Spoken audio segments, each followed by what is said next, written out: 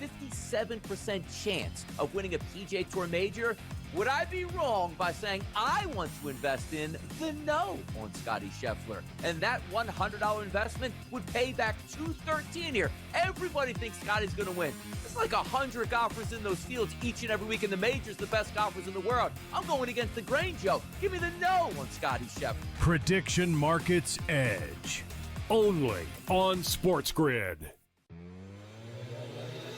I'll tell you what, guys.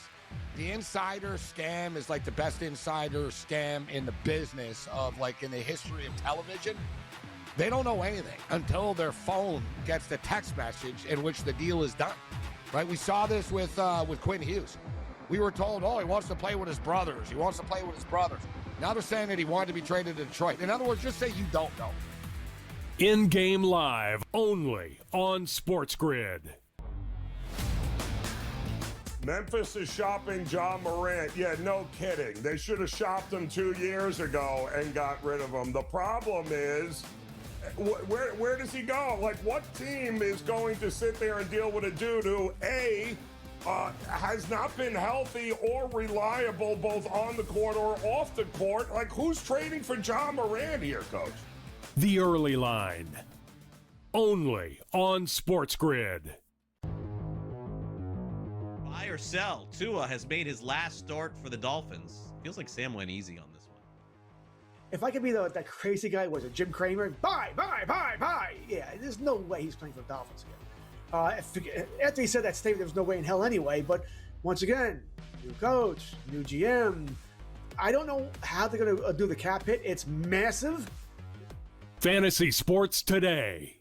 Only on SportsGrid.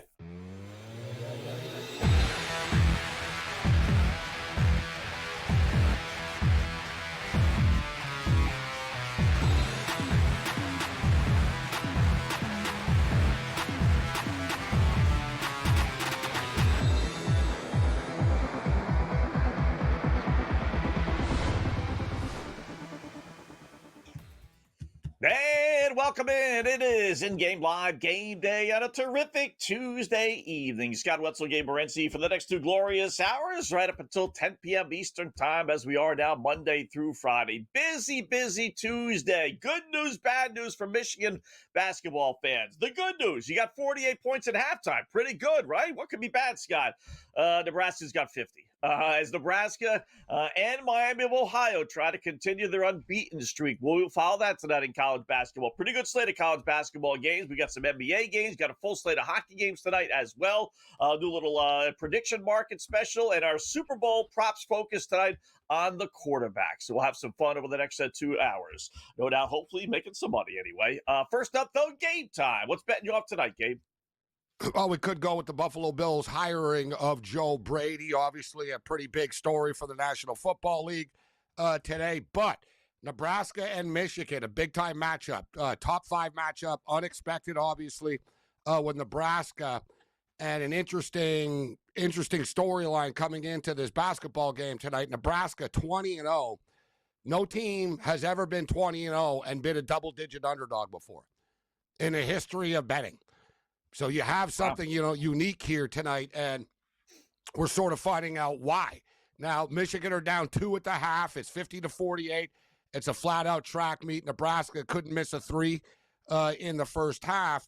And in hindsight, you could probably argue the 5.5, which it is right now at halftime, is probably what the number should have been before the game. The odds makers, they just look at Michigan like the UNLV Running Rebels. They look at Michigan like an unstoppable force. Even when there's a 20-0 team, you still have to lay 12.5 points. It's amazing. There is no respect for that Michigan, for that Nebraska program too. I think that's part of it as well. It's Nebraska basketball. If it was Nebraska football, be a different story. I think they would just cling to Nebraska football, but basketball, Nebraska can't be, right. I saw that double-digit dog as 20-0. That is amazing. Never been a double-digit underdog. How many 20-0 teams are there really when you think about things, though? All right, opening pickoff. Well, it should be not just 20-0, but 20 games over 500 as well. As well, yeah. Wow. Yeah. Well, interesting. All right, opening pickoff time. Let's use a little NBA to start the process here, Gabe. I'm going to grab OKC. You know, you talk about quirky and weird things, right? If I told you last month, 2 months ago, beginning of the season, when OKC is playing New Orleans, one team's going to be riding a winning streak, the other one's going to be riding a losing streak. I think 99.9% of the people would say it's OKC that's riding the winning streak, right, Scott? Actually, no. As goofy as it is, it's not a long one, but OKC's actually lost 2 in a row, and New Orleans, maybe even more amazingly enough, have won 2 in a row. I think that's going to flip tonight. OKC doesn't lose 3 in a row very often. You're laying a big number, 14.5. And New Orleans is one of those teams that Gabe and I talk about that apart. You got some pretty good players on that team that I think a lot of other teams are going to be calling about come trade deadline. But together, it's not happening. Give me OKC laying the 14.5, big number against the Pels tonight. I'm going to be on the opposite side of you in this basketball game. And this is a giant leap of faith taking the New Orleans Pelicans tonight. But is it, you know, in the sense that you look at the injuries and the missing players, specifically the big bodies without Williams, without Hartenstein, without these guys, you know, in the middle, they're starting to pay the price for it a little bit right now. I think we just talked about Michigan being overpriced. And the fact of the matter is, in the world that we live in, the New Orleans Pelicans are more profitable than the Oklahoma City Thunder are. New Orleans are actually 26-22 against the spread this year. They actually have a winning record against the spread. Meanwhile, Oklahoma City 23-24. And if you look at now, one thing I should note, the Thunder own the Pelicans, and like the last 7 times they played, they've beaten them by like an average of 21 points. So they have murdered them historically. But with that being stated, if you look at the Pelicans, as you mentioned, they're on a 2-game win streak right now, but you look at their losses. They lost 112 to 104 by 8. They lost 119-110 by 9. They lost 127-119. They lost by 8. They lost 122-116. They lost 128-118. You'll get the pattern here. They haven't been getting blown out, this team.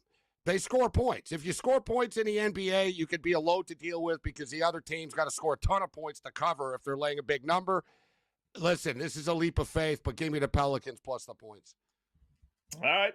Hockey will be my next play. This is, if anything else, just a complete trend play. Give me Minnesota minus the 130 in regulation against Chicago. They've beaten the Blackhawks. Now, Minnesota's better than Chicago. Forget any stat you can come up with, right? Just the bottom line. But they have just talked about owning a team. 16-1, including an overtime win. It did take them overtime when they faced them earlier this year, but 16-1 against Chicago. I won't lay the 2 and change. Minnesota's at home. Give me Minnesota minus 130 in regulation against the Blackhawks tonight. We'll stick with the NBA game. Let's go with Zion Williamson over 20.5 points tonight. He's balling right now. They're on a little bit of a roll. Say what you will about Zion, but when he plays, he put points up on the board. People have completely given up on him. But the fact of the matter is he's averaging 22 points a game, 6 rebounds, and 3.4 assists, which is pretty solid. If you think about it, right? People just don't talk about him. He's on a bad team, and people are giving up on him. He's actually second in the NBA in points in the paint at 16.3. His prop tonight at 20.5, I think, is a little light. He's been playing to the mid-20s now that he's healthier, and he's going to play 30, 35 minutes, etc. Let's go Zion Williamson over 20.5 points. All right, college basketball, this one starts at 8:30, kind of a weird start time, but we'll play just the same, obviously. And that's West Virginia at home against Kansas State. Not necessarily a pro West Virginia play, although they do play better at home. It's just an anti-Kansas State play. They've just been awful this year. They're at a 2-6 straight up, 1-7 against the spread run. They're on the road. They don't win on the road. They don't win at home either. The better days are long past them. They just got demolished the other day by Kansas in a rivalry game. Give me West Virginia, which does play a little better. It's a little pricey, 7.5. I was kind of hoping it would be 4.5 or so, maybe 5.5, but I'll still lay the 7.5 on West Virginia tonight. We're going to stick to one more prop in this basketball game. Let's go with Yves Missi. Yves Missi. He's a backup center on the New Orleans Pelicans, but he's starting to get more minutes. The coaching staff is starting to gain confidence in him. And the fact of the matter is, one thing about the Pelicans, they don't really play defense, right? So Missi's out there actually is the hustle guy. They need a hustle guy. You look at his minutes, 30 minutes, 21 minutes, 26 minutes, 30 minutes. Last couple of games, he started to get increased playing time, and his numbers are reflective of it, coming off a 14 rebound performance against the San Antonio Spurs. So there's going to be a drop-off, from the last game where he had 14 rebounds, but he had 8 rebounds in a game before that as well. His rebound prop tonight is 6.5, plus 100 to the over. Let's go with Misi over 6.5 rebounds, plus 100. All right. My last one to college basketball. And this was actually already underway. I don't know if they, with the weather concerns we've had, maybe they bumped this up, or maybe I just misread. I thought it was going to start at 8 o'clock, but it's already underway. Not 5 minutes in. It's over Missouri, Alabama. They're off to a good start. The number was 166.5. I'll still play the 174.5 that it is right now. Listen, it's not a classic Alabama team. That they are struggling. I will admit that. They've lost 3 of their last 5. They lost a couple of games at home already this season, but they do still continue to score. They shot they shot one of their worst outings last time out. I think they're in a nice little rebound spot. The series is 4-2 over. Last time they faced each other last year, it was 110-98. I know it's 2 different teams, but it's the same 2 coaches. Give me the over, whatever number you're going to have right now, Alabama and Missouri. Our last pick, and it doesn't tip off until 9 if they don't start it earlier, is Miami and UMass. I wanted to get out of the way. We got a bunch of late picks, but Miami put their undefeated record on the line here tonight. But one thing about Miami, if you notice, their last couple of weeks, they're getting into the 100s all the time. They play just pure track meets, and UMass can score as well. This game goes over the number tonight. I like that as well. We'll explain. I got some good trends for that game as well on the other side. In-game live, game day on the grid.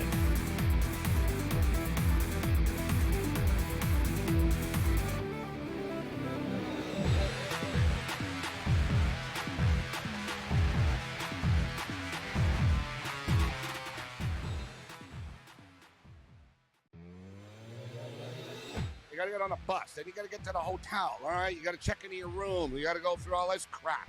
It's like, yeah, it's done for you, but it's still not like you're still sitting there. You're still in traffic. Yeah, you're still like, it's still 2 a.m. You still want to be in bed, right? You're like, oh my God, I'm on some highway in Calgary right now. It's 3:30 in the morning, and we're playing against the Canucks tomorrow, right? Like, it's not as smooth as people always think. In-game live, only on SportsGrid. If there's more revenue for the league, there's more revenue for the players, and that would make it saleable. So they may have objections. There's more risk of injury the longer the season goes. But these guys, their careers are short. The money is good. Money would be better. So I wouldn't bet against the league expanding sooner rather than later. Newswire, only on SportsGrid. His wife and his kids were like, I kind of like this. This kind of works out for me. Hey, daddy's a celebrity again, so I get access to things. Daddy's making money again. Hadn't made a nickel in the last 5 years. Now he's made a lot of money, so I'm sure they're good. Yeah. But all of a sudden, the prospect of daddy being away, like he ain't cheating on you in Buffalo, I can tell you that. I live there. The Craig Carton Show, only on SportsGrid. In reality, you and I could coach Josh Allen to 11 wins. Like, it's not that monumental of a task, right? I mean, Josh Allen alone gives you 9, if not 10 wins, just because he's on the field. So we're not asking for much here. The real question is can he coach somebody? Can somebody coach them through the playoffs and make critical decisions that open the door for them to get past certain opponents? Game time decisions, only on SportsGrid.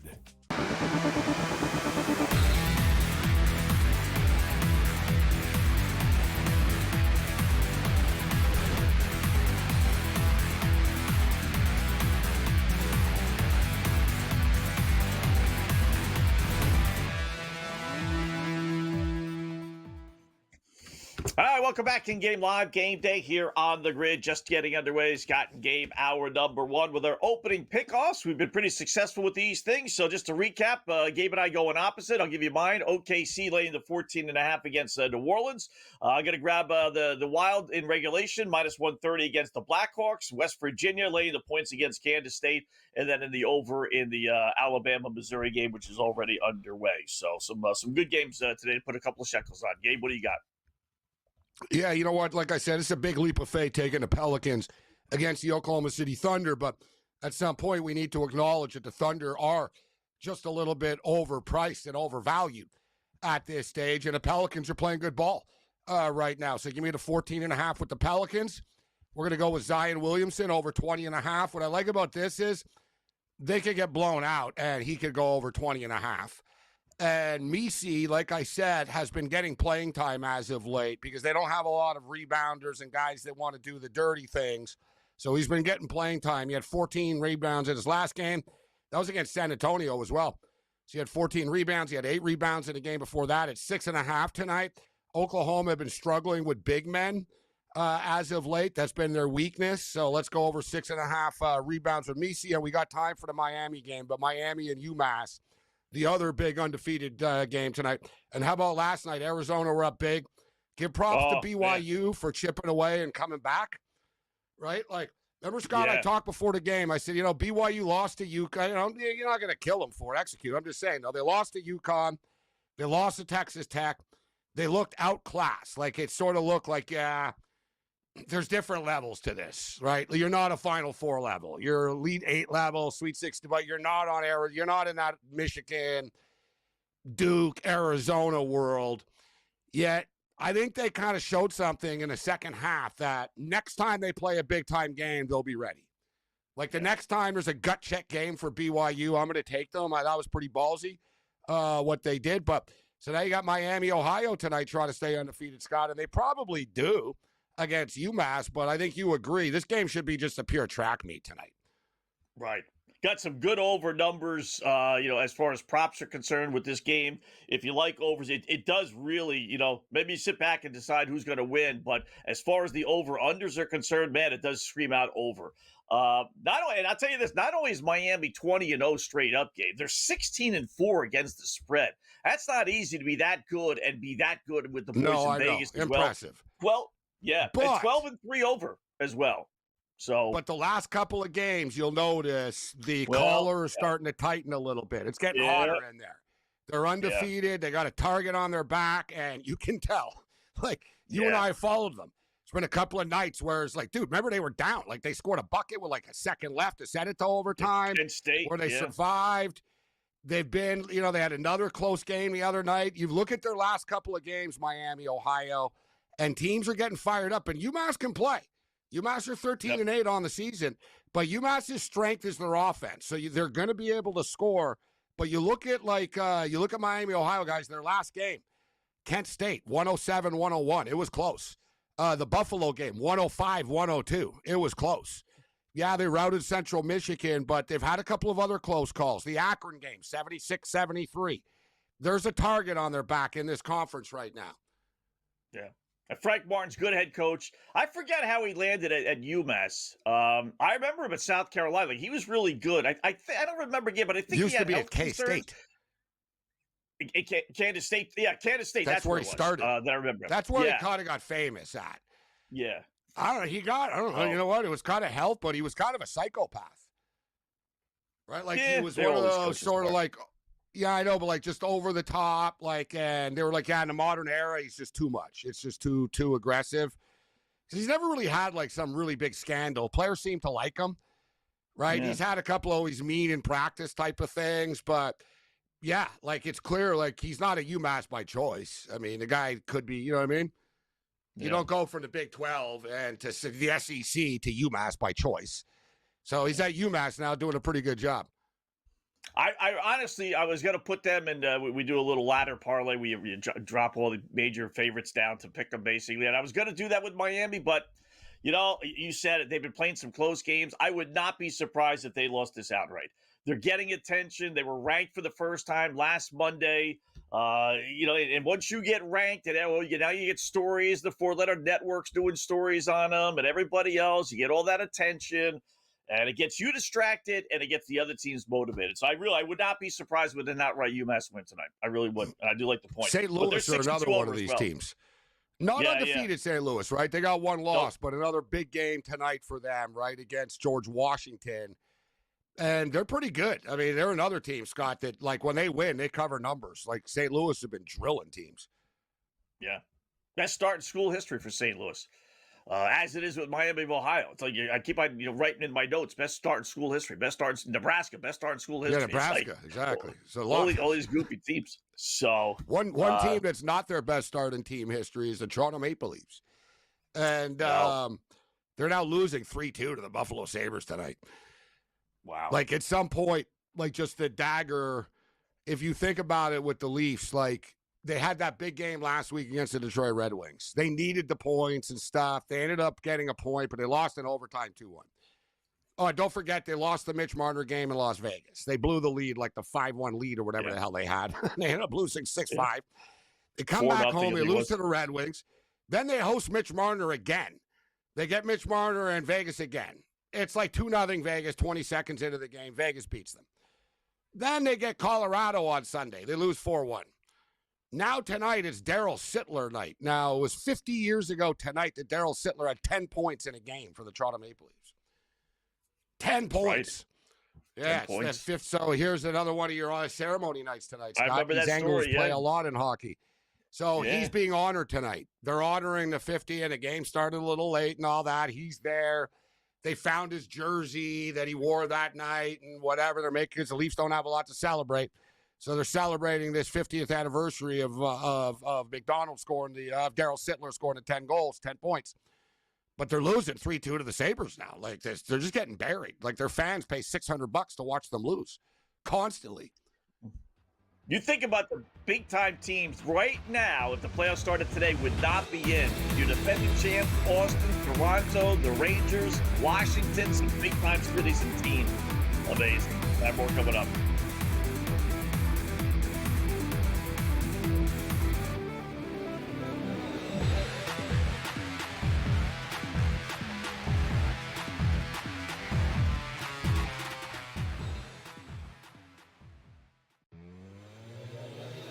You got to get on a bus. Then you got to get to the hotel. All right, you got to check into your room. You got to go through all this crap. It's like, yeah, it's done for you, but it's still not like you're still sitting there. You're still in traffic. Yeah, you're still like it's still 2 a.m. You still want to be in bed, right? You're like, oh my God, I'm on some highway in Calgary right now. It's 3:30 in the morning, and we're playing against the Canucks tomorrow, right? Like it's not as smooth as people always think. In-game live only on SportsGrid. If there's more revenue for the league, there's more revenue for the players, and that would make it saleable. So they may have objections. Certainly there's more risk of injury the longer the season goes. But, these guys, their careers are short. The money is good. Money would be better. So I wouldn't bet against the league expanding sooner rather than later. Newswire, only on SportsGrid. His wife and his kids were like, I kind of like this. This kind of works out for me. Daddy's a celebrity again, so I get access to things. Daddy's making money again. Hadn't made a nickel in the last 5 years. Now he's made a lot of money, so I'm sure they're good. But all of a sudden, the prospect of Daddy being away, like he ain't cheating on you in Buffalo, I can tell you that. I live there. The Craig Carton Show, only on SportsGrid. In reality, you and I could coach Josh Allen to 11 wins. Like, it's not that monumental of a task, right? I mean, Josh Allen alone gives you 9, if not 10 wins, just because he's on the field. So we're not asking for much here. The real question is can he coach somebody? Can somebody coach them through the playoffs and make critical decisions that open the door for them to get past certain opponents? Game time decisions, only on SportsGrid.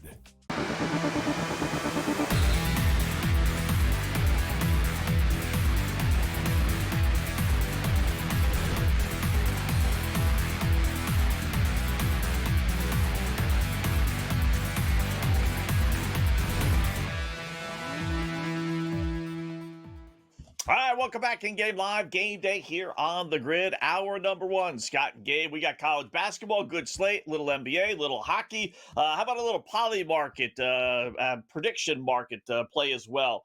I was checking that out today. We always like to give that out every once in a while anyway. How about the USA acquiring part of Greenland in 2026? Yes is plus 270. I don't know how that's not going to happen, to tell you the truth. They might not take over the entire country, But you tell me they're not going to, in some little agreement, they're not going to take over part of Greenland? Really? With all the things that have been going on, and now that we kind of smooth things over with them a little bit, where I guess that was meaning them, a little more, acceptable to the USA taking over a little bit. I would take a fly. I'm not big into politics and all that other goofy stuff, but I'd be real surprised if we didn't own part of Greenland in 2026. Come hook or crook. You want to give me 2.5 to 1 odds on that, Gabe? I'll take that plus the 270. Not high enough for me, in my opinion. Not high enough. And I don't want to, not to get into it too much, but you already have a bunch of military bases there to begin with. Like, they already kind of have like what their Trump is wanting. Like, you know what I mean? Right. So I think like when he said, "Oh, we have an agreement," I think he kind of realized, "Oh, okay, like yeah, we already do what we want. You already have a bunch of military bases there." So the purchasing thing, I don't think so. In my own personal opinion, I think an agreement will be made, and the U.S. will get what they want in the end. But they're not buying. Greenland's not for sale, in my opinion. I'd want bigger odds. That's just my take. All right. So that's the magic word, and that's the market with this stuff. It could be a little tricky / wordy. Acquire. Well, not to mention, I'd like to see the definitive wording about that. We went through this already with Venezuela. Remember, whether it was an invasion or not. The guy, he's in the middle of dinner and you're taking him hostage. Somehow that's not an invasion, right? I'm just saying, like this is kind of a gray area. Like I almost want to stick to sports with this. Because I'm like, dude, you guys have 99 options. You could respond with this. You know what I mean? You could say, no, it's not really a purchase or this or that. I don't trust it. I'll just be real with you. Yeah. You got to be careful with some of this stuff. Like who the MVP is, they can't dictate. Like, you know what I mean? There's no disputing. It's like, you won the MVP. Like, this team won, this team, like, or some of the other ones. Yeah. I am looking forward to it, though, because I got to believe that the Kalshi and the Poly markets of the world are going to come strong with the national anthems and the stuff. Right? Because think about like the mainstream books couldn't take bets on that before. Yeah. Right? There's a lot of sort of like little props, if you'll notice. Like the national anthem is a good one. Like FanDuel, DraftKings, they didn't do the national anthem one because they couldn't get regulated for it. They would do it if they could. Yeah. But it's one of those props. It's not decided. It's too open-ended. It could be rigged. For the record, it's a country music dude doing the Zach Moore, I believe his name is. I never heard of him, but I'm not the biggest country music buff. Me neither, as well as that. By the way, we did cash one of our Poly Market plays a few weeks back, and that is, will the state of California win the Super Bowl? And we said no. It was $100 to win 53. It was before the playoffs started, and we had Buffalo and Jacksonville and all the teams outside of California. So with the New England, obviously Seattle Super Bowl, you did cash that ticket if you actually played it for us. So here seems to be a lock, Scott. Well, the U.S. government shut down Saturday. It's minus 330. $100 pays back 133. So I'm assuming that yes, it's right. It's getting shut down. The only thing I would say that is throw a little lock there, Does Trump really want any more bad news? Or he could go to one of his Republicans and just say, you know what, I just give in. We got enough stuff. All this it's almost a distraction from everything else. Like, you know what I mean? It's like, let him talk about this for a couple of days. It's not even being talked about. It really is not even being like. No, it's pretty wild. Normally it'd be a big deal. It'd be a big story. It'd be like, this just happened a couple of months ago. It's like, it's about to happen again. There's no way in hell, dude. These people couldn't argue. They couldn't agree if the sky was blue, Scott. You think they're all going to sit down in a kumbaya moment in the next 24 hours? Come on. It's amazing. Just get a deal done, right? Just you find a way. Accept the fact you can't get everything you want, but they don't want that. It's don't get me. Like that's why I hate. Let's not to get into it, but they used to at least deal, right? It used to be like sports. They'd actually like go down to a bar, sit down. All right, listen, Chuck. Let's have a couple of drinks. How can I look good? How can you look good out of this? All right. Let's just both find let's find an off ramp for both of us here. Find an off ramp. I'll give you this. You give me that, and let's just go back. Like we're fine. But no, they don't do that now. Now it's just like nah, screw you, and they don't even sit and talk. Yeah. They'll come up with something a month from now that you could go back to your constituents and say, you got this passed. I'll agree to pass it. There's no give and take anymore. What we did, college basketball talk coming up next.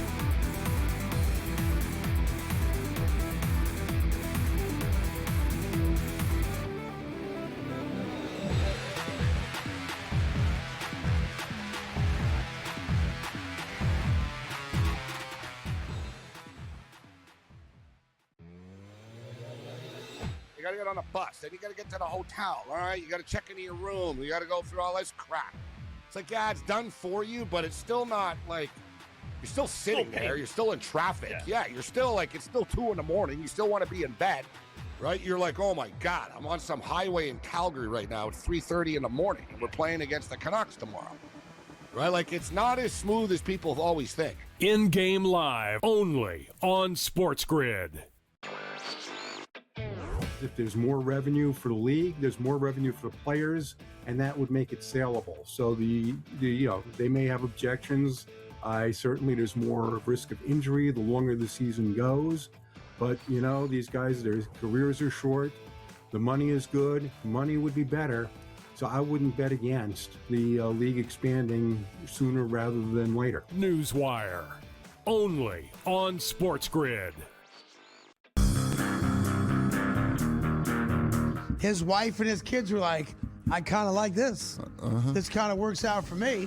Hey, daddy's a celebrity again. So I get access to things. Daddy's making money again. Hadn't made a nickel in the last 5 years. Now he's made a lot of money, so I'm sure they're good. But all of a sudden, the prospect of daddy being away, like he ain't cheating on you in Buffalo, I can tell you that. I live there. The Craig Carton Show, only on SportsGrid. In reality, you and I could coach Josh Allen to 11 wins. Like, it's not that monumental of a task, right? I mean, Josh Allen alone gives you 9, if not 10 wins, just because he's on the field. So we're not asking for much here. The real question is can he coach somebody? Can somebody coach them through the playoffs and make critical decisions that open the door for them to get past certain opponents? Game time decisions, only on SportsGrid.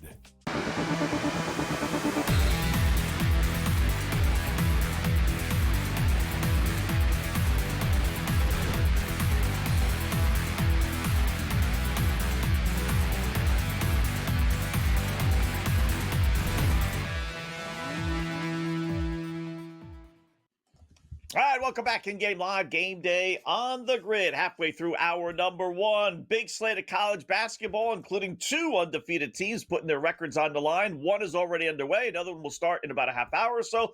Let's get some winning thoughts from our good buddy Colby Dant, the College Experience Podcast. You can find that at the Sports Gambling Podcast Network. What's going on, Colby? How are you tonight?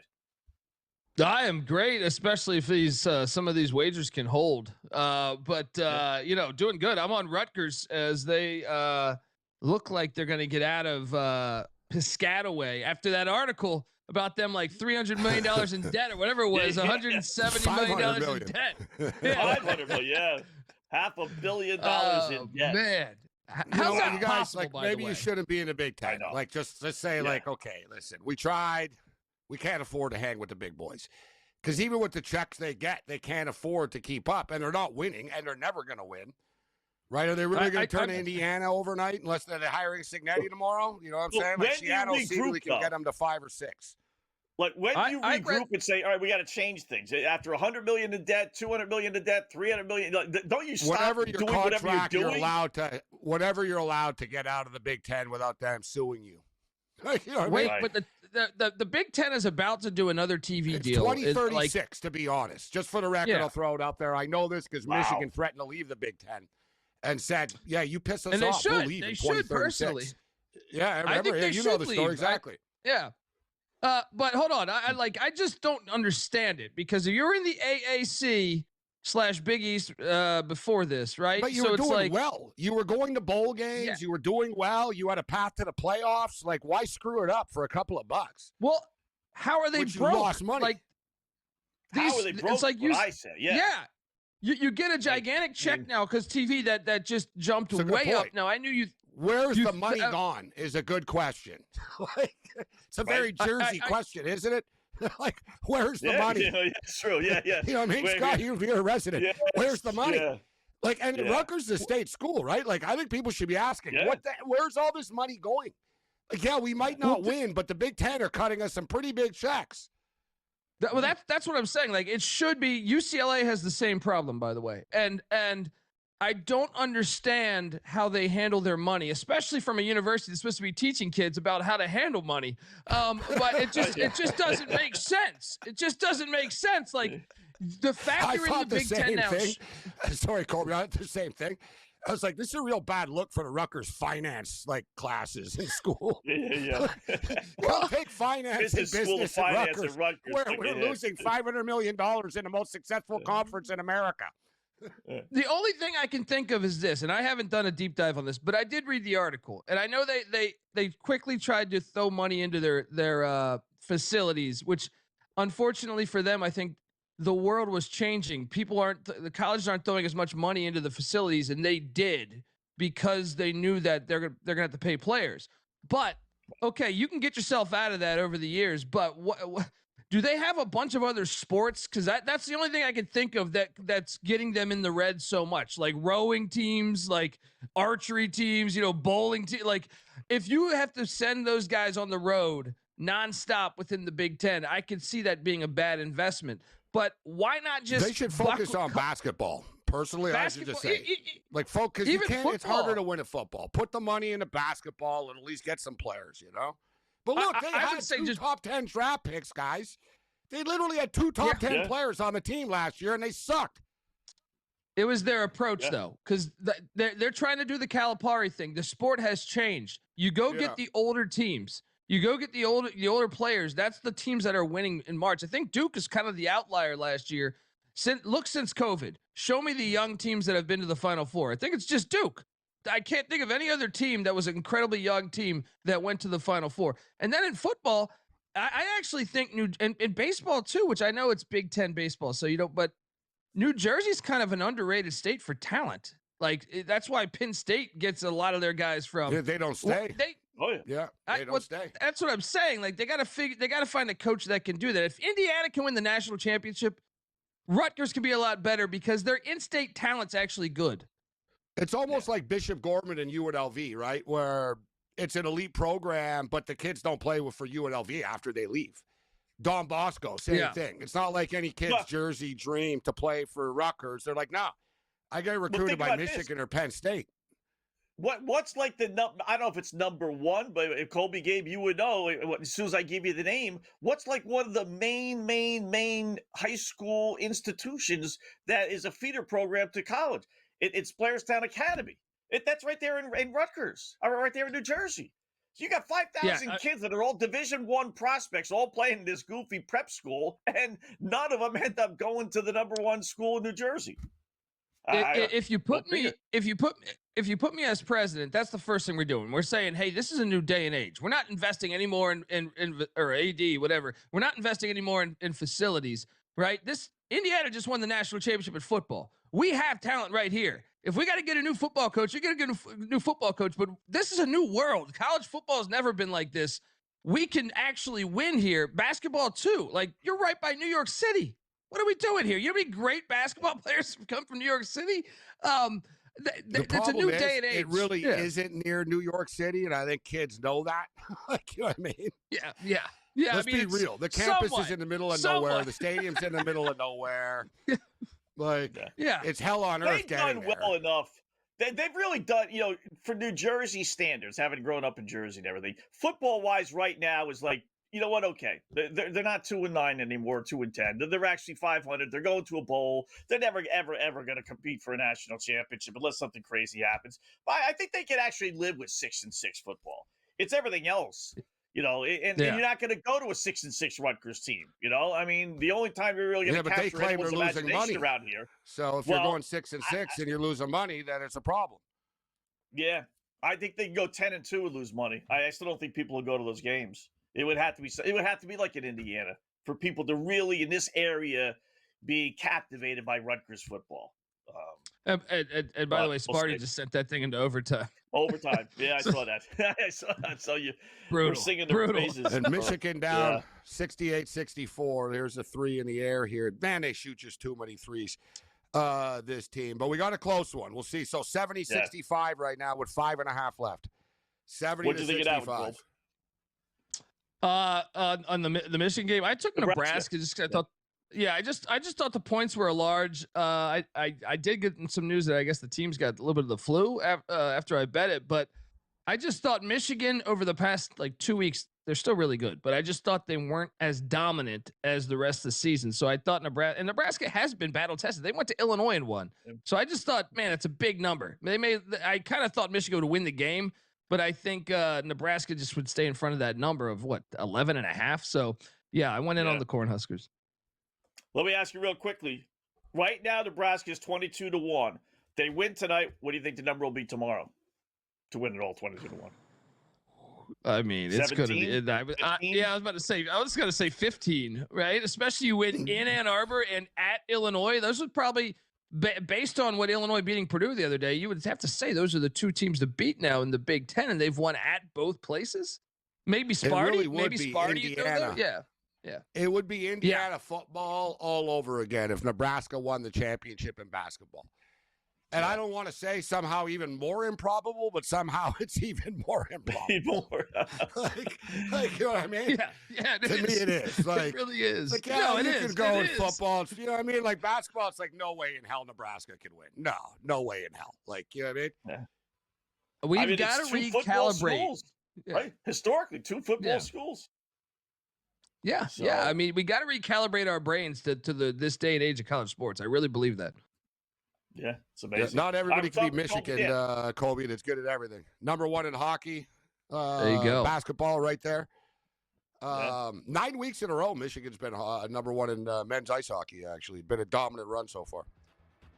Cool. All right, quick little break. We'll get some winners from Colby on the other side. In-game live, GameDay on the grid.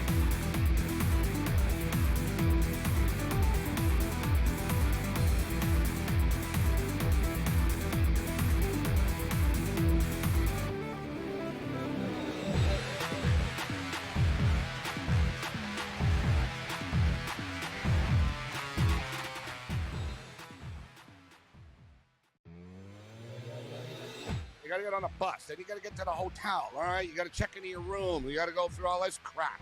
It's like, yeah, it's done for you, but it's still not like you're still sitting there. You're still in traffic. Yeah. You're still like, it's still 2 a.m. You still want to be in bed, right? You're like, oh my God, I'm on some highway in Calgary right now. It's 3:30 in the morning and we're playing against the Canucks tomorrow, right? Like it's not as smooth as people always think. In-game live only on SportsGrid.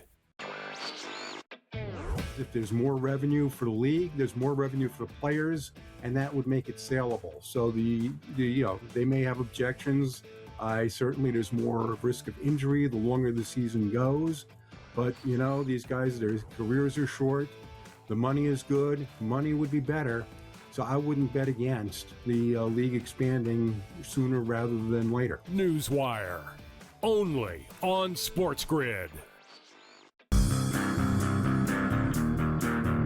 His wife and his kids were like, I kind of like this. This kind of works out for me. Daddy's a celebrity again, so I get access to things. Daddy's making money again. Hadn't made a nickel in the last 5 years. Now he's made a lot of money, so I'm sure they're good.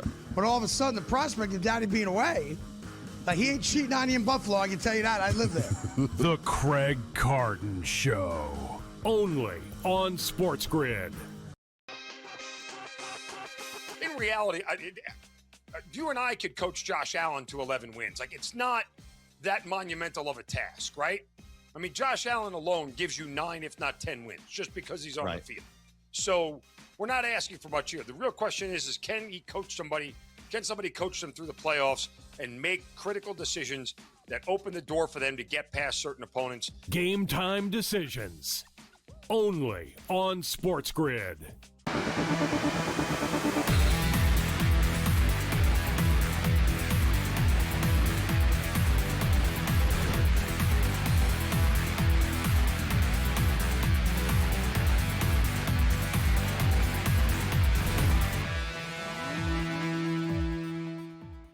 All right, welcome back in Game Live. Game Day here on the grid. Scott and Dave talk with our good buddy Colby Dance as we get some college basketball winners from him. His home, the Sports Gambling Podcast Network. His podcast, the College Experience Podcast. So got the halfway decent one, Indiana and Purdue. Let's go there. Boilermakers on a rare 2-game losing streak. Did lose, I think, 4 in a row last year, but it's rare when they lose 3 in a row. I'll tell you that.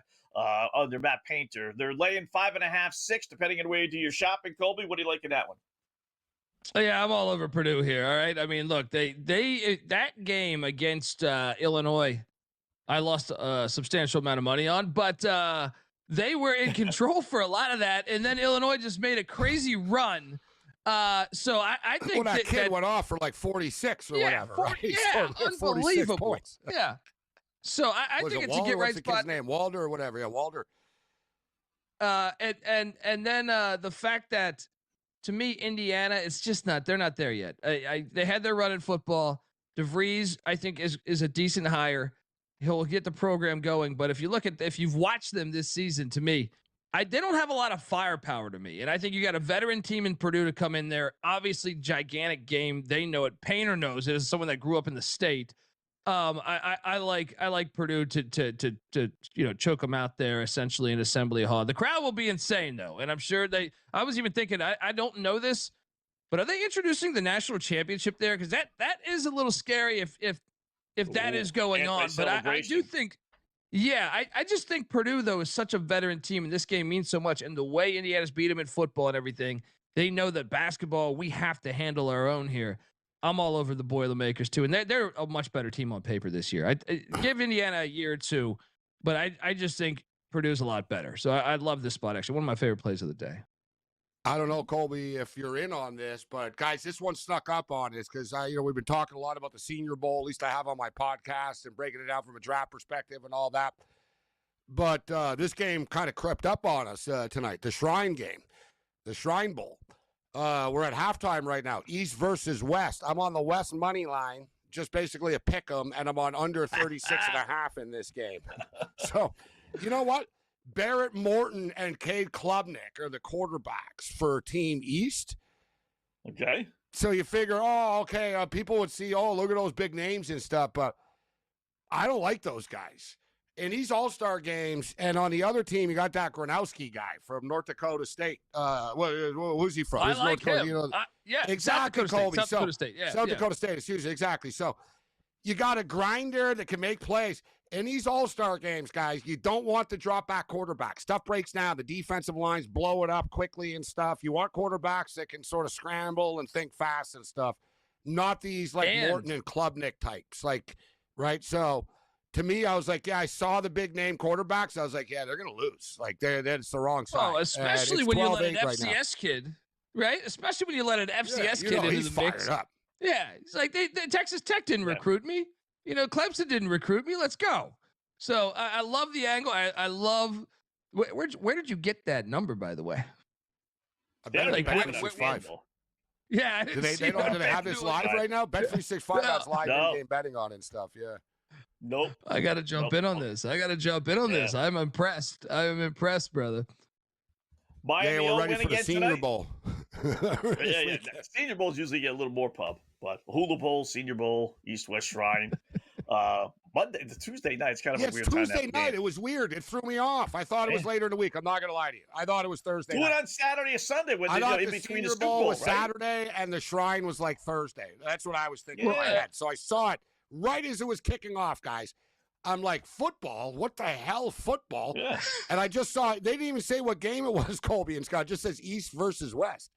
So I'm like, East versus West. I'm like, well, it's not the Senior Bowl. And I knew there's like this All-American Bowl or something they were doing, but no one really cared about it. And then I'm like, no, this is the actual Shrine Bowl right now. I was like, oh, boy, it's the Shrine Bowl. All right. So let's go. It We're flew at the over my half right head. 12-8 West. Flew over my head. I knew they were releasing the Big Ten schedule tonight, so they're dumb to put it on the unless that was the lead-in. But yeah, I must admit I thought it was over. I thought it was going to be over the weekend. Fact. So yeah. Why am I not watching this? I'm watching basketball. It's East-West. Yeah, it's on the NFL Network as well. It's on the NFL There we Network go. right now. There we go. Yeah. Miami. How about Miami? I'm calling for an upset win outright by UMass tonight. I think they upset Miami. What do you think? I'm just saying the over. In that game. Scott, let's go. Let's go, man. Because look, Frank Martin is say what you want about UMass. This is their first year in the MAC. They've been all over the place, right? All over the place. I mean, so really bad performances, but some really good performances. They put it on Florida State in the ACC. So it is a hard team to truly understand. I mean, They've had some Doug Gottlieb got them. Doug Gottlieb and Green Bay beat UMass, but they're all over the place. And one thing I do like is I know Martin's teams are great defensively, and they play slow. So like I just think they can get them out of their funk. And I also think if you're Miami, Ohio, you're thinking UMass isn't very good. Yeah, you're not that familiar with them. Travis Steele, they weren't in the MAC last year. So I like it. I like it just of a change of pace, like a traditional MAC teams. You watch Akron, you watch Toledo, you watch Bowling Green. These teams run up and down. UMass does not do that. UMass will bleed out that clock. You look at that. You look at their pace. They're not a super fast team. So I'll take a shot on this. I'm definitely taking the points. I'm gonna throw a few bucks on the money line too. Let me just throw this out there. Our boy Haynes King is in for Team West right now. Another guy you wanted an all-star game. Perfect quarterback for a game like this. Trying to make a name for himself. Doesn't have the same pedigree as the other guys do. Right? You can run around, sort of improvise and make plays. How about, did you see where they measured out Pavia for this? Either this game or the East West, one of the games, and he's not even 5'10". Yeah, he's 5'9". Dude, Listen, was 6'1".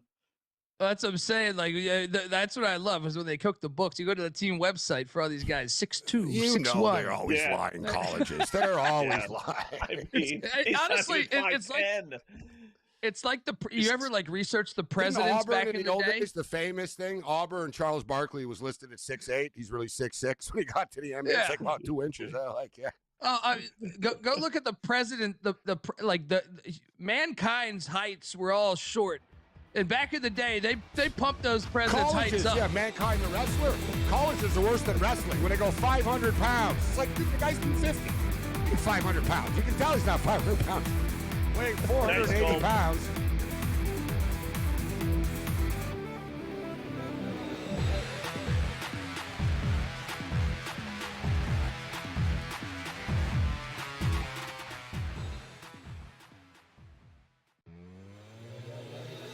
You got to get on a bus, then you got to get to the hotel, all right? You got to check into your room. You got to go through all this crap.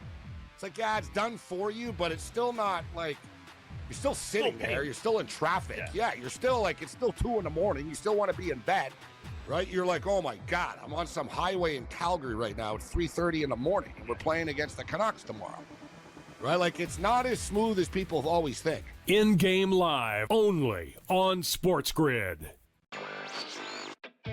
If there's more revenue for the league, there's more revenue for the players, and that would make it saleable. So they may have objections. Certainly there's more risk of injury the longer the season goes. But, these guys, their careers are short. The money is good. Money would be better.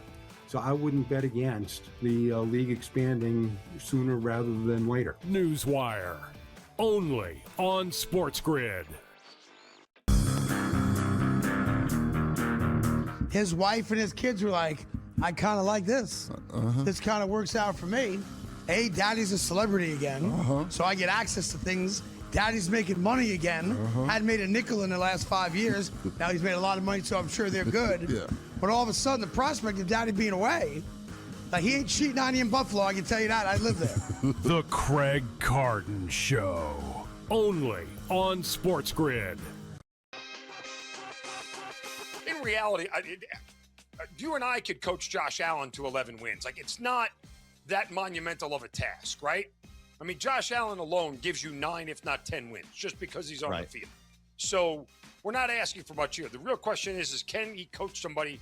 Can somebody coach them through the playoffs and make critical decisions that open the door for them to get past certain opponents? Game time decisions, only on SportsGrid.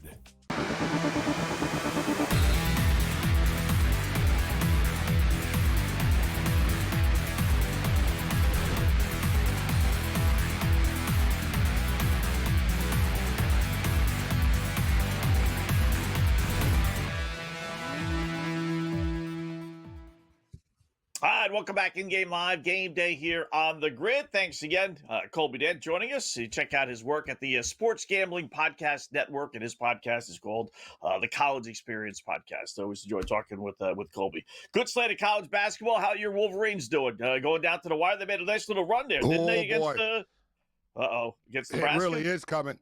Oh, it's really coming down to the wire for sure, Scott. We got a great one. Props to Nebraska for showing up tonight, but we got a 74-72 game right now in the game's final seconds, actually. Ooh. So this is it. Michigan are up by 2. They've come back, and they've taken a 2-point lead, and they're going to the free throw line, actually. So it looks like Michigan might be able to ice this thing soon, but they're not going to cover the number. And the total is funny because, man, dude, they scored 98 points, Scott, in the first. Wow. 98 points. Think about that. They scored 98 points, and this game is going to stay under the number. Wow. That's unbelievable. And I saw that over-under.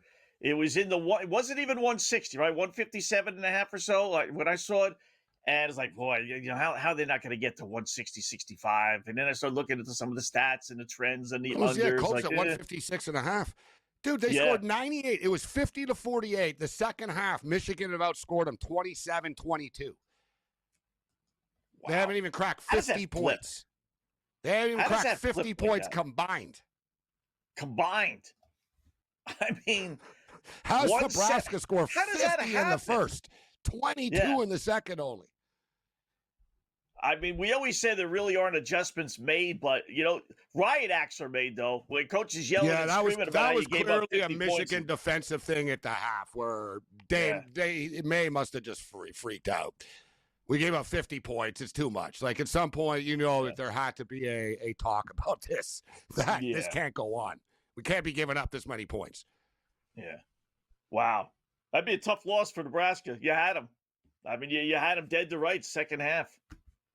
By the way, Michigan State wins by 9.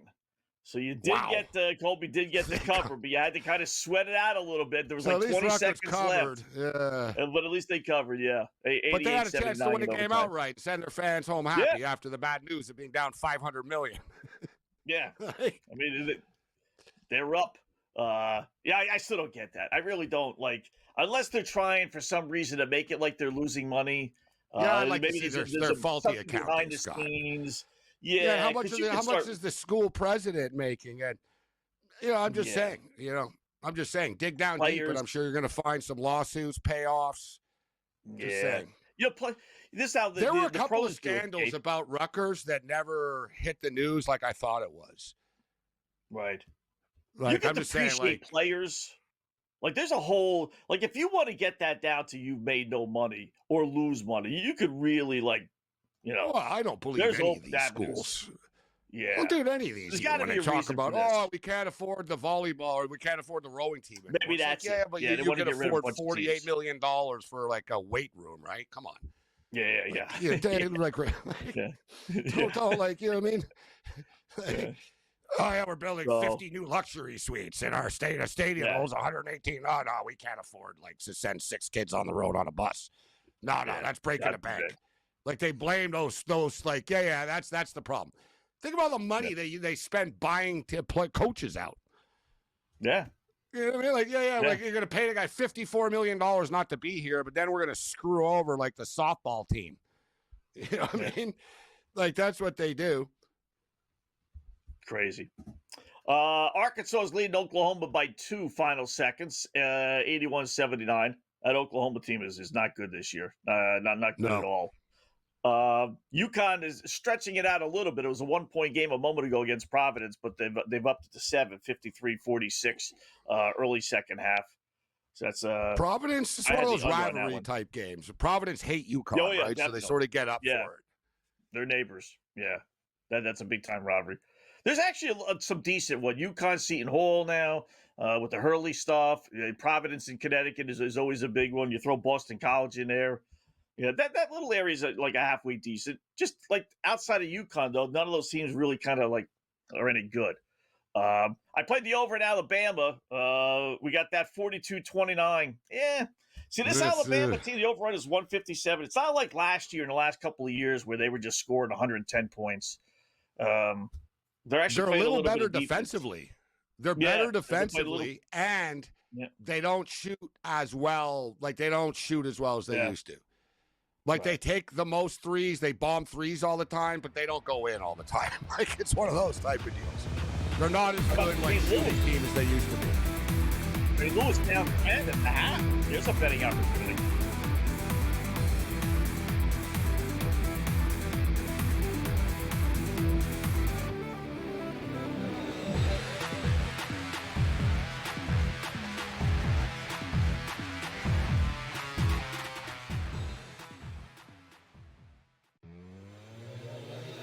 You got to get on a bus. Then you got to get to the hotel. All right, you got to check into your room. You got to go through all this crap. It's like, yeah, it's done for you, but it's still not like you're still sitting there. You're still in traffic. Yeah, you're still like it's still 2 a.m. You still want to be in bed, right? You're like, oh my God, I'm on some highway in Calgary right now. It's 3:30 in the morning, and we're playing against the Canucks tomorrow. Right? Like, it's not as smooth as people always think. In-game live, only on SportsGrid. If there's more revenue for the league, there's more revenue for the players, and that would make it saleable. So they may have objections. Certainly there's more risk of injury the longer the season goes. But, these guys, their careers are short. The money is good. Money would be better. So I wouldn't bet against the league expanding sooner rather than later. Newswire, only on SportsGrid. His wife and his kids were like, I kind of like this. This kind of works out for me. Hey, daddy's a celebrity again. So I get access to things. Daddy's making money again. Hadn't made a nickel in the last 5 years. Now he's made a lot of money, so I'm sure they're good. But all of a sudden, the prospect of daddy being away, like he ain't cheating on you in Buffalo, I can tell you that. I live there. The Craig Carton Show, only on SportsGrid. In reality, you and I could coach Josh Allen to 11 wins. Like, it's not that monumental of a task, right? I mean, Josh Allen alone gives you 9, if not 10 wins, just because he's on the field. So we're not asking for much here. The real question is can he coach somebody? Can somebody coach them through the playoffs and make critical decisions that open the door for them to get past certain opponents? Game time decisions, only on SportsGrid.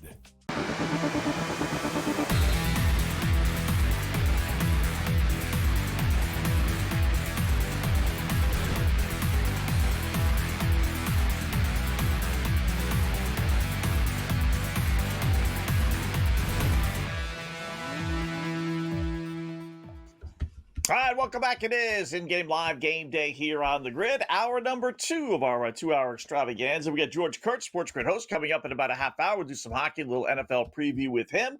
Let's start hour number 2 with our late night pickoff. We have the opening pickoff to start the show. Late night pickoff to start hour number 2. I'm going to go in the NBA here, Gabe, to start. This is classic. It's not only NBA. It's really just classic NBA/gambling. It really is. Joker goes out about 2 weeks ago, 2.5 weeks ago. He's a huge, obviously big part of the Denver Nuggets. You figure, all right, him out, forget about it. They're going to stink, right? You know what? They're 9-5 straight up and against the spread without him. Like, go figure. Makes no sense, right? They really only have 2 really great players. And they're getting him back soon, too. Yeah, and they're getting him back soon. So they're getting this 7, game is finally over. Sorry. We finally have a final score. Michigan 75, won. Nebraska 72. Wow. Didn't even go close to going over, let alone 75-72. 147 points. They had 198 at halftime. That's it. Could have. Nebraska literally missed 3 3-point shots in the last 2 seconds. It was one of those games. It just wouldn't end, man. There was a time. There was people thought it was a foul. They reviewed stuff. It went on and on and on. But Nebraska had the ball with 10 seconds left. Got 2 clean looks. They got a 3. They missed it. They got the rebound, kicked it out. Had another clean look. Somehow the ball went out of bounds. They had to go over how much time was left, and then they got one last crack at it, and they missed again. So they had 3 shots. If one of them goes in, it's tied at 75-75, and the game goes over because it goes to overtime. But the shot didn't fall. And somehow a game which there was nearly 100 points in the first half stays under the number. Welcome to gambling, folks. Welcome to gambling. Unbelievable. So, 98 points in the first. I mean, you were counting your money. You were ticked off about how you should have doubled down. I knew this was going to be a high-scoring game, right? All the things you say to yourself when you think you got a winning bet, and it doesn't. So, just brutal. Yeah. So give me Denver. I'm going to grab them plus the 7. They're 6-2 their last 8, 9-5 since the injury to Joker. 14-2 at home against Detroit. Although that's because Detroit, for the most part, has been bad over the last several years. But Detroit's good. They're favorite. They may win, but I'll take Denver plus the 7. All right, I'm going to start off with a hockey game. Most of my picks start in an hour only, actually. So we got time for it. But let's go with the San Jose Sharks. We know the Vancouver Canucks struggles. It's just constant. And the news just gets worse and worse for them all the time. Zach Byam is hurt. He's out. He took a puck to the face. Brock Besser's injured. Thatcher Demko's been announced. He's out for the year. And they're not even hiding that they're trying to trade Evander Kane now.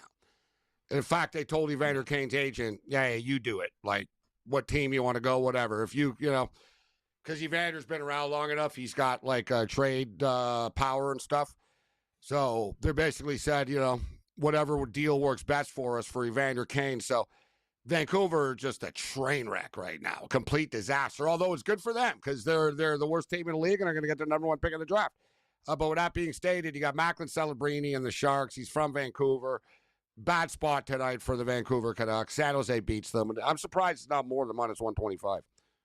Yeah, me too. I'll get to that pick in a second. My next one, I'm going to grab the over in the Clippers, Utah Jazz game, 234.5. That's a big number for a Clipper game, but the Jazz, the number one over team in the NBA. Probably know Lauri Markkanen. He's been out for a little bit. It doesn't matter. Their games still go over. It's just a complete track meet. I don't even know if they care about winning. It's just like, let's entertain the fans. We're going to lose. We're going to be awful. We want one of the top three picks, so let's lose games 135, 130, and that's basically what they've been doing. 4-1 over their last 5 meetings against the Clippers as well. Utah, as I said, number one over team at 29-17, including 5-2 their last 7. Give me the over in the Clippers Jazz game. I'm going to go over 1.5 for the first period with the San Jose Sharks and the Vancouver Canucks. I wouldn't be surprised if it was like 2-3-0 after the first period for the Sharks.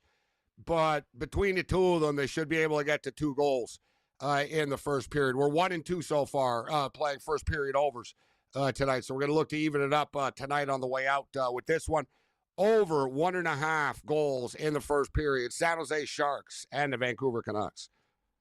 All right. My next one, I won't believe you the point because you said I love San Jose as well. Minus 125, that's a real good number. Canucks are they're 1-13 their last 14 games. That's all you really need to know. They're at home, good, right? No, bad. They got the worst home record in hockey, 5-19, including 1-10 their last 11 at home. So they just as soon be on the road. San Jose's playing good hockey again. They're 9-4 their last 13 games. Really, if this was any other team outside of San Jose, they probably would be a 150, 160 line. But I think the boys in Vegas still can't buy into the Sharks being okay. Give me San Jose. Basically pick up minus 125. We're going to go with Kawhi Leonard over 2.5 made 3-point shots tonight. If you look at Kawhi in the last 7 games, he's 6-1 to the over. To this number, he did go 2 for 7 from 3 in their last game, but he only played 25 minutes. There was a rout. It was 126-189. They won the basketball game. You got to sort of pay attention when, to quotes, coaches, and type stuff. And Kawhi Leonard Ty Lue told a story about how Kawhi Leonard told him that he wanted to start taking 12 3-point shots a game.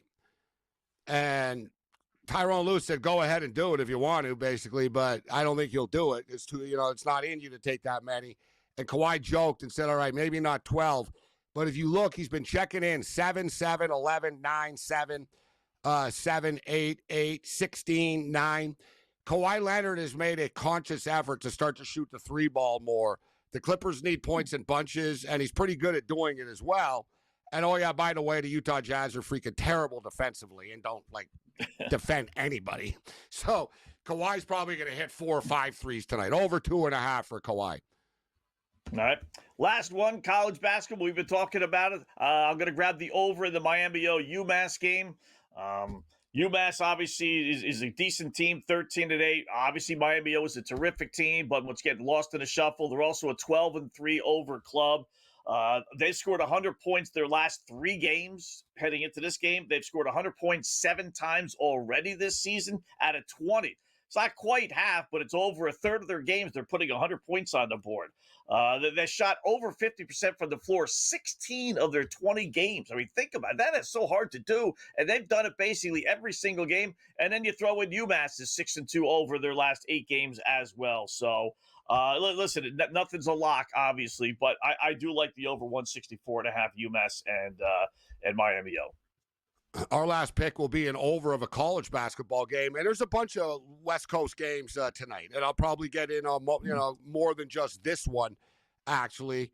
But New Mexico and UNLV this evening. I was actually impressed with UNLV. Even though I was on San Diego State over the weekend, I like San Diego State in that game, and it covered. But UNLV balled out here, and something is kind of flying under the radar, Scott. New Mexico, the Lobos, 14-5 to the over on the season. All right, you got 10-8 to the over with UNLV. You look at the UNLV Running Rebels. They just scored 71 points on San Diego State, who are a very good defensive team. They gave up 82 in that game. They hung. Utah State. We talked about Utah State being maybe the best team in that conference. UNLV just beat them 86-76. They hung 89 on Boise State. UNLV can score, and they're going to score tonight. But New Mexico are going to score on them. I like this game to go over the 155.5 in Las Vegas tonight. New Mexico running out a nice little 5-0 overrun, too, heading into this game. So that's always good. That tells you the road team. Generally when you do over and unders, my biggest concern is the road team, right? The home team figures they're comfortable, they're setting, they'll get their points. It's the road team you got to worry about. They can lose 90-50 and the game goes under.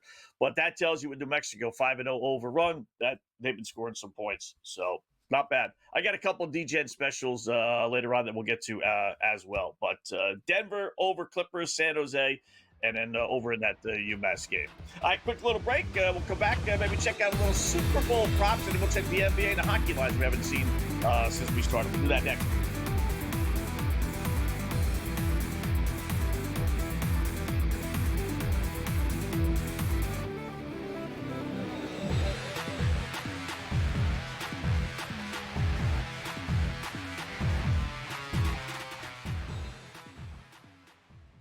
Basketball today, only on SportsGrid. When did we become, so bitter that we can't accept another man's apology? We make mistakes all the time. And as a grown man, you have to say, I'm sorry every once in a while. And it's okay to say that. And the apology, I think, should be accepted. And in this case, I'm accepting it. The Craig Carden Show, only on SportsGrid. The Chicago Blackhawks of the National Hockey League are now official partners with Kalshi. It takes effect this week. Each side can use the other's intellectual property for co-marketing purposes, and Kalshi will be promoted during home games at the United Center and on Blackhawks broadcasts. First of its kind, certainly probably not the last as well. Newswire, only on SportsGrid. Arvel Reese at 8%. I got to tell you right now, I have no idea who that is or if they're playing a Joe Bowman joke. Yeah, that's going to be interesting Who is that? here, but I have no idea. You need to know? But no idea. But don't you have to pick the Heisman winner, Don? Isn't that like the rule of thumb if you're going to take a quarterback? Is he not the best quarterback? The Early Line, only on SportsGrid. They have by far the highest ceiling out of any team in the league. Elite talent, NBA talent, NBA shot making, versatility, and the best coach in the league in John Shire. They can beat you in multiple ways. Half court, full court, running gun, walk it up. And they out-execute you, maybe except for that game versus Texas Tech. College basketball today, only on SportsGrid. When did we become, so bitter that we can't accept another man's apology? We make mistakes all the time. And as a grown man, you have to say, I'm sorry every once in a while. And it's okay to say that. And the apology, I think, should be accepted. And in this case, I'm accepting it. The Craig Carden Show, only on SportsGrid.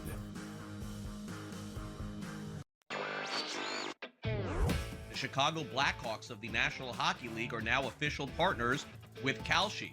It takes effect this week. Each side can use the other's intellectual property for co-marketing purposes, and Kalshi will be promoted during home games at the United Center and on Blackhawks broadcasts. First of its kind, certainly probably not the last as well. Newswire, Only on SportsGrid. Arvel Reese at 8%. I got to tell you right now, I have no idea who that is or if they're playing a Joe Bowman show. Yeah, that's going to be interesting Who is that? here, but I have Who's no Arvel idea. Reese? Do you even know? But no idea. But don't you have to pick the Heisman winner, Don? Isn't that like the rule of thumb if you're going to take a quarterback? Is he not the best quarterback? The Early Line. Only on SportsGrid. They have by far the highest ceiling out of any team in the league. Elite talent, NBA shot making, versatility, and the best coach in the league in John Shire. They can beat you in multiple ways: half court, full court, running gun, walk it up, and they out execute you, maybe except for that game versus Texas Tech. College basketball today. Only on SportsGrid. When did we become, so bitter that we can't accept another man's apology? We make mistakes all the time. And as a grown man, you have to say, I'm sorry every once in a while. And it's okay to say that. And the apology, I think, should be accepted. And in this case, I'm accepting it. The Craig Carden Show. Only on SportsGrid. The Chicago Blackhawks of the National Hockey League are now official partners with Kalshi. It takes effect this week. Each side can use the other's intellectual property for co-marketing purposes, and Kalshi will be promoted during home games at the United Center and on Blackhawks broadcasts. First of its kind, certainly probably not the last as well. Newswire. Only on SportsGrid. Arvel Reese at 8%. I got to tell you right now, I have no idea who that is or if they're playing a Joe Bowman show. Yeah, that's going to be interesting Who is that? here, but I have Who's no Arvel Reese? idea. Do you even know? But no idea. But don't you have to pick the Heisman winner, Don? Isn't that like the rule of thumb if you're going to take a quarterback? Is he not the best quarterback? The Early Line. Only on SportsGrid. They have by far the highest ceiling out of any team in the league. Elite talent, NBA shot making, versatility, and the best coach in the league in John Shire. They can beat you in multiple ways: half court, full court, running gun, walk it up, and they out execute you, maybe except for that game versus Texas Tech. College basketball today. Only on SportsGrid. When did we become, so bitter that we can't accept another man's apology? We make mistakes all the time. And as a grown man, you have to say, I'm sorry every once in a while. And it's okay to say that. And the apology, I think, should be accepted. And in this case, I'm accepting it. The Craig Carden Show. Only on SportsGrid.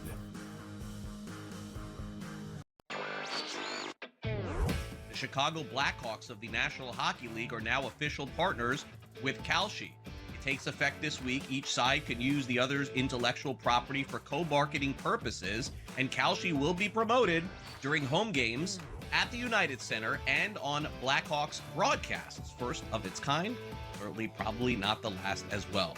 Newswire. Only on SportsGrid. Arvel Reese at 8%. I got to tell you right now, I have no idea who that is or if they're playing a Joe Bowman show.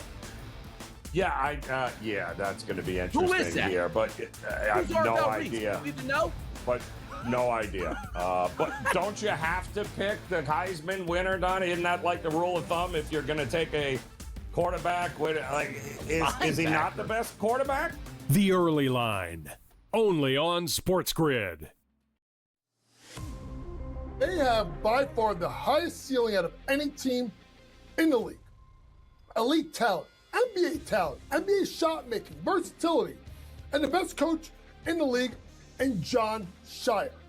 They can beat you in multiple ways: half court, full court, running gun, walk it up, and they out execute you, maybe except for that game versus Texas Tech.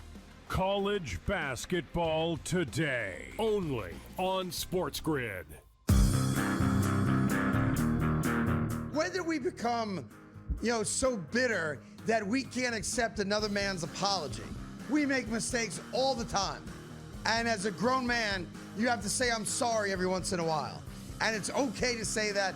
And the apology, I think, should be accepted. And in this case, I'm accepting it. The Craig Carden Show, only on SportsGrid. The Chicago Blackhawks of the National Hockey League are now official partners with Kalshi. It takes effect this week. Each side can use the other's intellectual property for co-marketing. I remember Oklahoma City was coming off a loss. I'm pretty sure it was the Pelicans. And I said, yeah, man, they should come out strong. And I think they're going to be up by like 10 at the half, 8.5 in the first half. And they weren't. They were up by 4 or 5 or something like that. It was the same thing. Pretty sure it was against the Pelicans as well.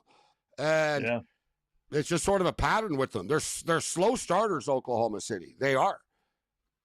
They remember last year they used to be up by 28 on you right away, and then they just sort of coast for the rest of the game. But they're not getting those big leads early anymore.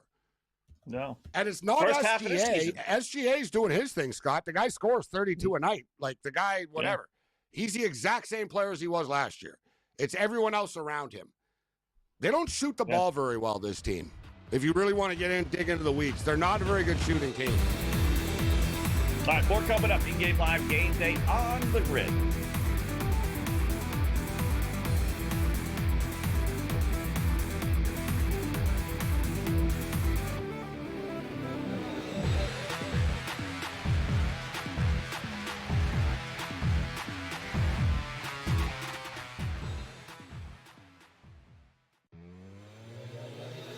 You got to get on a bus. Then you got to get to the hotel. All right, you got to check into your room. You got to go through all this crap. It's like, yeah, it's done for you, but it's still not like you're still sitting there. You're still in traffic. Yeah, you're still like it's still 2 a.m. You still want to be in bed, right? You're like, oh my God, I'm on some highway in Calgary right now. It's 3:30 in the morning, and we're playing against the Canucks tomorrow, right? Like it's not as smooth as people always think. In-game live, only on SportsGrid. If there's more revenue for the league, there's more revenue for the players, and that would make it saleable. So they may have objections. Certainly there's more risk of injury the longer the season goes. But, these guys, their careers are short. The money is good. Money would be better. So I wouldn't bet against the league expanding sooner rather than later. Newswire, only on SportsGrid. His wife and his kids were like, I kind of like this. This kind of works out for me. Daddy's a celebrity again, so I get access to things. Daddy's making money again. Hadn't made a nickel in the last 5 years. Now he's made a lot of money, so I'm sure they're good. But all of a sudden, the prospect of Daddy being away, like he ain't cheating on you in Buffalo, I can tell you that. I live there. The Craig Carden Show, only on SportsGrid. In reality, you and I could coach Josh Allen to 11 wins. Like, it's not that monumental of a task, right? I mean, Josh Allen alone gives you 9, if not 10 wins, just because he's on the field. So we're not asking for much here. The real question is can he coach somebody? Can somebody coach them through the playoffs and make critical decisions that open the door for them to get past certain opponents? Game time decisions, only on SportsGrid.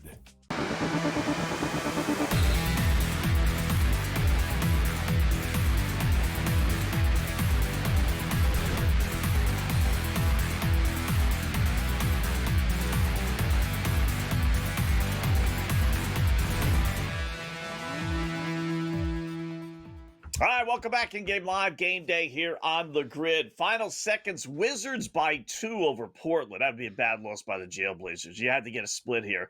How about this one for you? I know we're talking in the break that you stay away from 76er games. They're leading 71-62. Over-under is 238.5. So what? The 71-62 is at the half. They got 133 points at the half. You only need 106 in the second half. How are they going? Now, listen, we just saw Nebraska and Michigan, right? Some crazy things happen at halftime. Yeah. But how are you going from 133 to not get 106 in the second half game? Right? I mean, got to play the And how over, about we talked about the Billikens earlier in a big spot tonight. George Washington are pretty good as well, right? George Washington can ball. They were getting 9 points going into St. Louis tonight, and they were up by 10 at the half. It's 6 right now, 53-47. We'll see if St. Louis can come back. Plus 170 on the money line right now.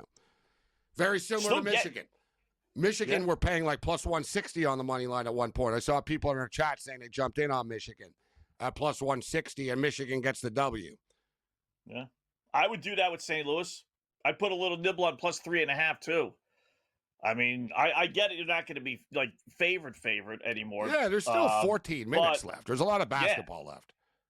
Yeah, I mean, you got basically the entire second They'll half. go You on want to a give me run. the home team? Yeah. How about UMass?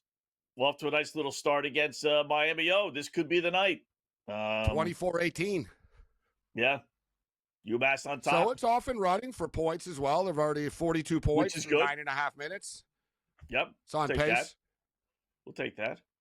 Yeah, but you're right. We talk about it. These teams are, Miami have a big target on their back in this conference right now and nationally, right? But teams, especially teams, it's a big win for them. If they can, everybody in this conference wants to give Miami, Ohio their first loss because then you're going to get talked about nationally. You'll be on ESPN tonight, right? You'll be on all the broadcast. And Miami, Ohio aren't undefeated. UMass. Frank Martin, UMass, right? And UMass get, some coverage. That's how you build a program. I'm sure it's just a glitch, but FanDuel's not giving me that game. It was there before. Am I missing it? No, Vandy, Kentucky, Indiana, Purdue, St. Louis game. It's right in between that one on my rotation. So in the rotation, Kentucky, Vanderbilt, then UMass, Miami, then the Purdue, Indiana game. I see it 3.5, 170.5. So it must be a glitch here in New York. I don't see it. It goes from Kentucky Vandy to Creighton Marquette, which starts in a little bit, and then the one before that is St. Joe's Loyola. So quick update for the hardcore D-gens. 15-11 West right now. 15-11 West. 15-11. With 11 minutes remaining in the Shrine Bowl. Little tip, always bet the under in these college all-star games. It's just too hard to put, as long as the numbers but they get pretty light, Scott. It gets pretty light, man. That's the thing. You know what I mean? Like this was 36, 5.5, 36.5. It's pretty low, bro. Yeah, see, they know. They know that as well. They keep on lowering those numbers. Like the Senior Bowl, like recently, I'm telling you, I'm a DJ that bets these all-star games a lot. I'm pretty good at like new events, like when things people don't want to touch, I'm pretty good at. And I've noticed over the last couple of years, the overs are the play suddenly because the totals are so light. You get turnovers in these games. You get a big return here and there. We're lucky we're at 26, to be honest, in this game. Both teams have moved the ball a lot and turned the ball over a lot at midfield. It's happened a couple of times. Or a team's gone for it on 4, they didn't get it. Like, don't forget, like, it's an all-star game. There's good guys on the defensive side of the ball. The defenses are good. And they have an advantage, the defenses in this game. Like you were saying, like, the offenses, they don't ever work together and stuff. They've had 3 days of practice. They've been thrown together. The quarterbacks are in and out. The quarterbacks, hey, you're playing 3 drives now. You're going to play again later. It's very kind of weird for them. But NFL teams like it because they want to throw these kids into adversity, right? Right. I like what they said. They said this is the doorstep to the NFL, man. Like this is the last game these kids will play with these helmets on. Yeah. Right? They're all wearing their pro helmet. They're all wearing their college team helmets. This is it. This is the last time they're wearing this helmet tonight. The Senior Bowl, though, is different than the Shrine Bowl. The Shrine Bowl, you don't get paid. The Senior Bowl, you get paid. It's their first sort of pro game. I know you get NIL and stuff, but you actually get a check to play in the Senior. Yeah, it's your first NFL contract. Like they actually say, welcome to the NFL type thing. Like, you know what I mean? It's the first time you're making money to play football. Quick break. George Kurtz will join us next. Speaking of football, we'll go over some Super Bowl props with him. We'll take a look at the NHL report as well in Game Live.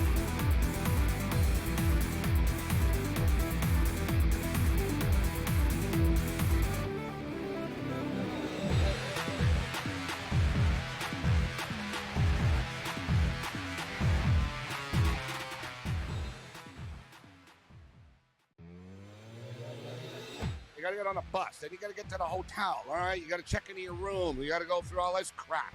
It's like, yeah, it's done for you, but it's still not like you're still sitting there. You're still in traffic. Yeah, you're still like it's still 2 a.m. You still want to be in bed, right? You're like, oh my God, I'm on some highway in Calgary right now. It's 3:30 in the morning, and we're playing against the Canucks tomorrow. Right? Like, it's not as smooth as people always think. In-game live, only on SportsGrid. If there's more revenue for the league, there's more revenue for the players, and that would make it saleable. So they may have objections. Certainly there's more risk of injury the longer the season goes. But, these guys, their careers are short. The money is good. Money would be better. So I wouldn't bet against the league expanding sooner rather than later. Newswire, only on SportsGrid. His wife and his kids were like, I kind of like this. This kind of works out for me. Hey, daddy's a celebrity again, so I get access to things. Daddy's making money again. Hadn't made a nickel in the last 5 years. Now he's made a lot of money, so I'm sure they're good. But all of a sudden, the prospect of daddy being away, like he ain't cheating on you in Buffalo, I can tell you that. I live there. The Craig Carton Show, only on SportsGrid. In reality, you and I could coach Josh Allen to 11 wins. Like, it's not that monumental of a task, right? I mean, Josh Allen alone gives you 9, if not 10 wins, just because he's on the field. So we're not asking for much here. The real question is can he coach somebody? Can somebody coach them through the playoffs and make critical decisions that open the door for them to get past certain opponents? Game time decisions, only on SportsGrid.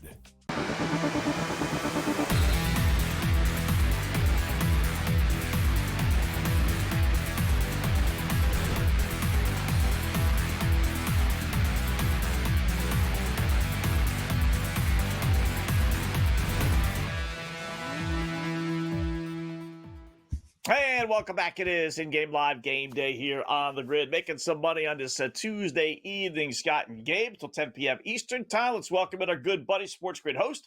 You see it here all the time here on the grid, George Kurtz. What's going on, George? How are you on this Tuesday evening? Throw a shout out to my wife. It's her birthday today, so let's go back from birthday dinner. So, it's a pretty good day here. There you go. And congratulations on that. You should Speak be out for with yourself, her. too, Scott. Making money, you said. I'm not so far. I'm down so far. I need some wins. Trying to make money. I forgot the trying. What do we got? Is this a fumble or a safety or, oh, my God, what just happened? Uh-oh. What just happened in this All-Star game? Yeah, East By the way, West what Shrine channel Bowl. is that on? NFL Network. Oh, that's NFL right. Network. Yeah. We want to tell people to leave, but we'll take a peek at that. Let's see. Got any action, George, at East West Shrine? No. Fagnano just fumbled, the UConn quarterback that never turns it over, just got sacked on the 1 yard line and fumbled in the end zone. The one thing you can't do on a 3rd and 4, kid, like just take the sack. Don't fumble it in the end zone. They fumble it in the end zone, touchdown, just like that, 17-15 East, 8:20 left in the game. Yeah, now the what over's I say back about these alive. overs, like the chaos, turnovers and stuff like that. Yeah. But that's a bad play for the quarterback. Like, this is an NFL talent scout game. You're a quarterback, really. You don't want to be the kid to just fumble in the end zone. I know you got sacked, but still, like, get rid of the ball, don't get sacked, take the punt. Not a good look right there. Yeah. Not everybody can be Jarrett Stidham and get away with that. George, we got a big slate of hockey before we get to the NFL. Got some decent teams that are trailing. Or at least pick them anyway. Bruins in Nashville going, a final minute anyway, tied at 2. How about the Panthers losing again?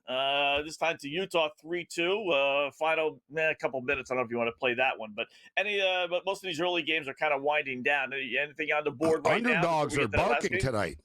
Underdogs. Yeah. It's an anti-Kurtz night. Look, the Sabres are small. That was a small one. Sabres winning. Kings, Red Wings, not really an underdog, but Nashville, big dog hanging around. Utah, dog. Chicago. Winnipeg up 4-2 on the Devils. You mentioned it. Chicago up 3-1 on the Mothers trip. Just for the record, the Mothers are traveling with the Chicago Blackhawk players for the next couple of games. So they're off to a great start there, 3-1. And then Stars, though, I left that on the table. That's not a shocker, huh? The Blues just suck. Like, that's just caught up what it is. I mentioned earlier on Game Time Decisions with Kevin Walsh that tonight was a weird night for me as I was betting more underdogs tonight. Actually, brought up Cam Stewart and the barking dogs. Yeah. So it was going to be an underdog night for me and an under night for me, which I don't like that. I like betting my overs more here. So yeah, I'm on the under in Nashville. We're going to cash that.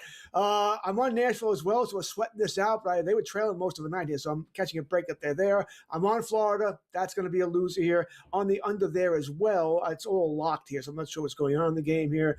We'll see that. Kings and Red Wings I left alone here. Buffalo, Toronto, that was the one over, right? If you're playing the over, that was the easiest game of the night. Take the over there. Took the Sabres as well here. So it's 5-3. We're going to do well there. On the Jets, that's good. Dallas is an automatic. That's, as Gabe would say, my easy one here. Tonight's been a very good night, which I need after the dinner bill that I just paid. Oh, Buffalo just scored again. Pain for the Toronto Maple Leaf fans. Like, one nail in the coffin after another on their season this last week and a half. Let's just call it out for what it is. They lose at Vegas. They lose to Detroit. They lose to Vegas again. They lose to Colorado. And now they're losing to Buffalo. Like, their season's all but done. Yeah. They're starting I would to drop. probably agree. And you wonder what they'll do by the deadline, right? Even by the Olympics deadline. Because some teams believe you want to get rid of your players before the Olympics because you don't want to get hurt at the Olympics. And then lose that value there. So Toronto's it'd be like the Yankees not competing for a playoff spot, right? Will they deal out, that sort of thing? What are they going to do? They're in a strange situation. They won't deal out. They're not going to sell. Yeah, they're not far enough out. Right? It's sort of a catastrophe, but their fan base will riot. They're going to want troops coming in, not going out. That was the whole thing with Mitch Marner. It was like, oh, and the Leafs just scored, actually. So they made it 6-4. So we got a while. There's still 8.5 minutes left. This game's getting crazy. That was the whole thing, though. It's like, all right, you want to get rid of Mitch Marner, fine. Well, I don't think they really, whatever. It wasn't their plan, but, like, it ended up that way. They never really replaced him. You know what I mean? It's like, all right, if you're going to lose a guy like this, you better figure out and get another guy to sort of replace him, and they didn't. They brought in a bunch of role players and tough guys to fill out the roster, and it's imploded on them. Something right. I'm not so sure you can replace Mitch Marner, right? I mean, you're not going to replace Mitch Marner with one player. He's one of the top 10, top 12, 15 players in the league here. So they did decide to go in a different direction. Now, you know what? Listen, swing a deal. Elias Pettersson's available on the Canucks. Like, you know what I mean? They're going to have to take a chance. He's a change of scenery guy. I think Pettersson will be fine someplace else. I think he needs to go, yeah. There's a big rumor the Seattle Kraken are interested in Pettersson. Another team that has money. Yeah, they got to do something. Area. You know what I mean? Like, yeah. He's already in the area. They know him exactly. Yeah. Montreal just won 3-2 over Vegas in overtime. They always beat Vegas, Montreal. I'm telling you, I like the Montreal Canadiens tonight. Any reason not to take San Jose tonight, George? Oh, Boston. I said the same thing. I said the same. Who just won? Boston. Who just won? Sorry, George. Boston Bruins. That's a loser. I was very happy because I came on this show. Now, so I'm getting losers here. I said the same thing with Kevin. I'm on San Jose tonight, right? I'll take the 125, I think it was when I was earlier. It's 130 now. It's up to 130 now. So it's gone up. Yeah. I'm still willing to pay it. We know Vancouver, Demko's out for the year now. We expected that. They want to trade Evander Kane. He'll be gone, I think, before the Olympics start or before the Olympic roster freezes in. So I think they're all but done. My only question about this game is, do we take the over as well? The Sharks, I generally do, but you pay. It's even gone way up now to minus 128. It's a dime higher than it was 3 hours ago. Ooh. Takes 2 to tango to get to 7. They got a million injuries tonight, the Canucks. Yeah. Like a ton. I mean, I guess Bayum is out. Besser is out. You like the goal and a half, 2 plus 172? Think they win by 2, Sharks? I think it's probably, if I had to guess the score, I'd say 5-2 Sharks. Yeah. Tell you what, Gabe, you said it earlier, George, when we were talking about this. That Canucks team is just a train wreck, right? They're almost in an absolute automatic play again second half of the season. I mean, there's just no reason for that team. They're not. Well, they're going into NBA mode almost now, and that they really want to trade everybody for real. Like, they're open for business. Like, they're like, trade. Buffalo just scored again, 7-4. Dear God, man, it's been a lot of goals. So, yeah, they just want to trade, but they got the number 1 pick of the draft as of now, right? And I'm not saying, listen, the Bayum kid took a puck to the face the other day, so he's hurt, but I'm getting the feeling that a lot of Canuck players are suddenly not going to play, right? Because they want to get traded. They want to trade him. Like I said, you just brought it up, Kurtz. They told Evander Kane's agent, figure it out, because he's got a no trade clause, so he can call the shots on this. So they told their agent, call around and feel it out, see who wants you, and we'll try to make a deal for you. So everyone knows Kane. Why would you keep on playing Kane if you're not going to trade him? I wouldn't. Right. Why screw it up? I wouldn't. You can get a second-round draft picker for something for Kane, man. You know what I mean? A second and a fourth from a desperate team right now. Like, Kane's a good player. Kane's a nice player. Yeah, you're not getting a first-rounder, but you got a second and a fourth or something like that for Kane. You think? Really? That much? I don't know about the second pick. I don't know if you got a second and a fourth. I don't know if you got that. Yeah. But I think like the Dallas Stars, I think they can use a little toughness. I do. There's not that many players available. Like they'll be able to squeeze people on it. But he didn't help Edmonton. He didn't help Edmonton, or at least not get over the top. Well, he did. He got a certain direction. Listen, the goaltending fell apart. I'm not going to say that was Kane's fault. I like him in Dallas. I know we know the Kings are heavy. Fact of the matter is the Oilers are trying to figure out if they can bring him back. They just can't afford him. They never wanted to lose him. They just couldn't afford him. Right. Interesting. All right, quick break. We'll do some Super Bowl props with George when we come back.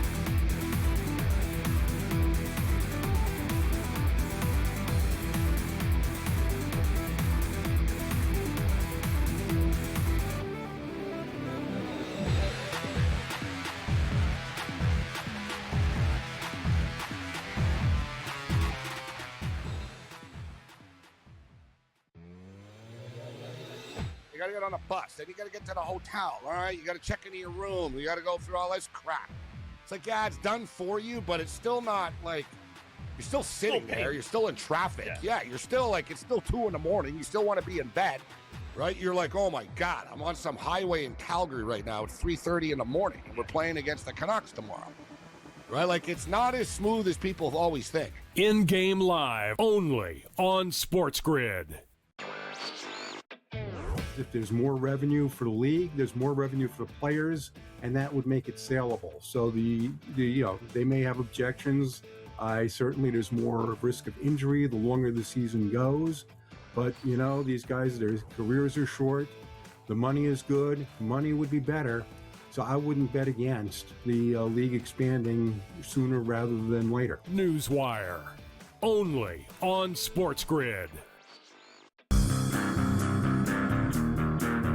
His wife and his kids were like, I kind of like this. This kind of works out for me. Daddy's a celebrity again, so I get access to things. Daddy's making money again. Hadn't made a nickel in the last 5 years. Now he's made a lot of money, so I'm sure they're good. Yeah. But all of a sudden, the prospect of Daddy being away, like he ain't cheating on you in Buffalo, I can tell you that. I live there. The Craig Carton Show. Only on SportsGrid.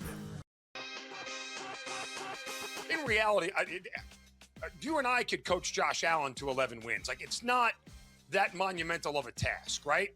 I mean, Josh Allen alone gives you 9, if not 10 wins, just because he's on the field. So we're not asking for much here. The real question is can he coach somebody? Can somebody coach them through the playoffs and make critical decisions that open the door for them to get past certain opponents? Game time decisions. Only on SportsGrid.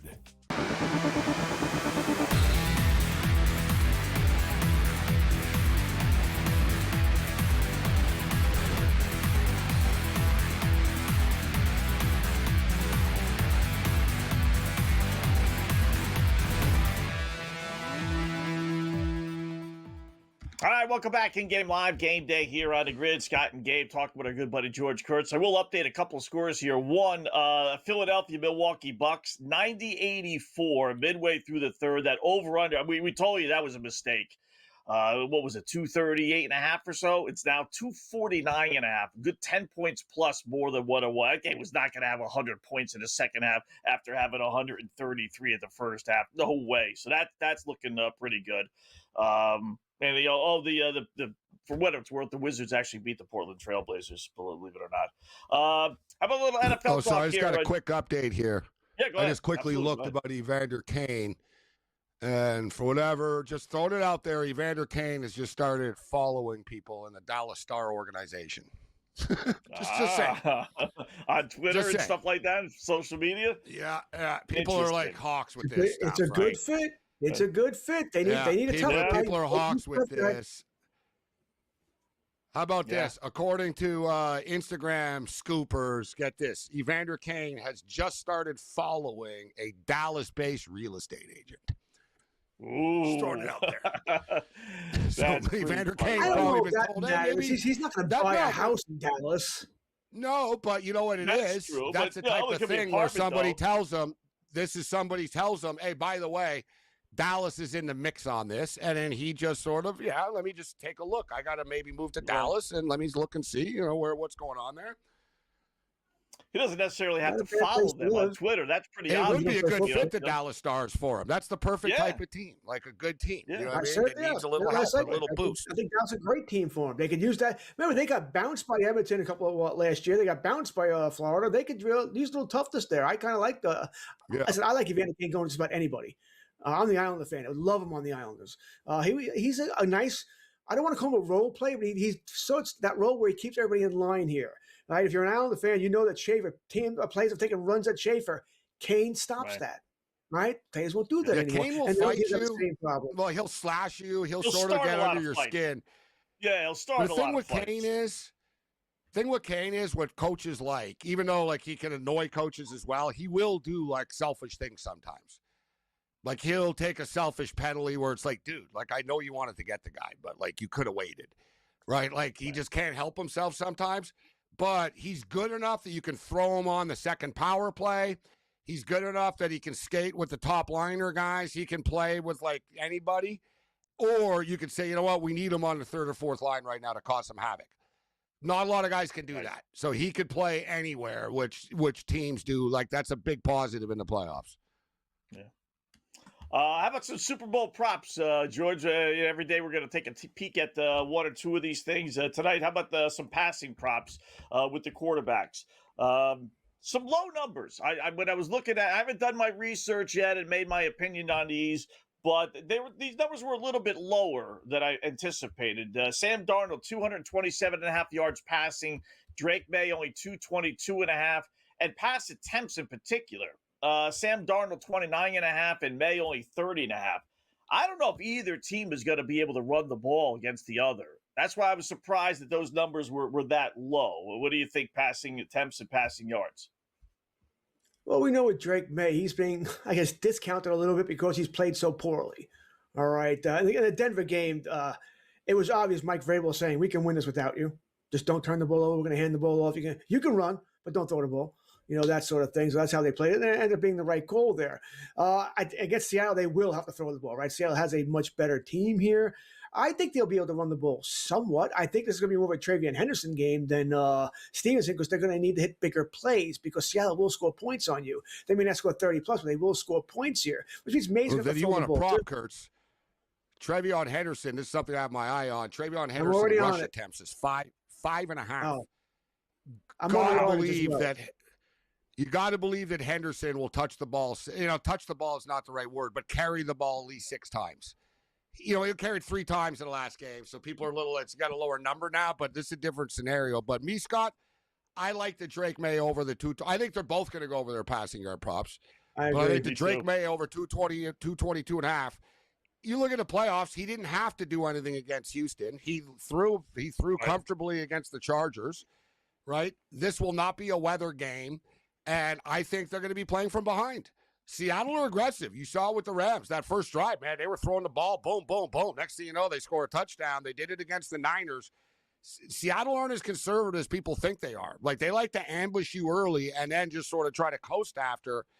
I think Drake May and the Patriots are going to have to be playing from behind at some point, and he'll easily go over 222.5. I agree on all parts. I think it's exactly what's going to happen. How about both to throw it? Well, not both, but throw an interception. Sam Darnold -140, which I I find kind of funny he's higher. And Drake May minus 120. I think if you play both, you get at least a split. At worst, a split. I can't see both these guys not throwing one interception.